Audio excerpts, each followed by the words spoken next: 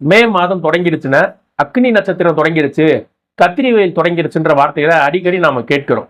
ஆனால் நல்லா கவனிச்சு பார்த்தீங்கன்னா வானியல் ஆய்வாளர்கள் ஒருபோதும் இந்த வார்த்தைகளை பயன்படுத்துவதில்லை. என்ன காரணம்னா இது அறிவியல் சார்ந்த வார்த்தைகளே அல்ல. இது ஜோதிடத்திலும் பஞ்சாங்கத்தின் அடிப்படையிலான வார்த்தைகள். கூடுதலாக சொல்ல போனால் ஜோதிடத்தின் அடிப்படையிலான அஸ்வினி உட்பட 27 நட்சத்திரங்களில் அக்னி என்ற நட்சத்திரமே கிடையாது. மே மாதம் சித்திரை மாதம் வெயில் அதிகமாக இருப்பது இயல்பு.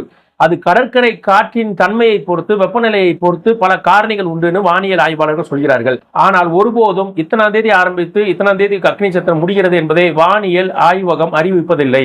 ஆனால் ஊடகங்கள் திரும்ப திரும்ப இன்று முதல் 21 நாட்களுக்கு அக்னி நட்சத்திரம் இருப்பதாக கட்டுக்கதைகளை பரப்பி வருகின்றன.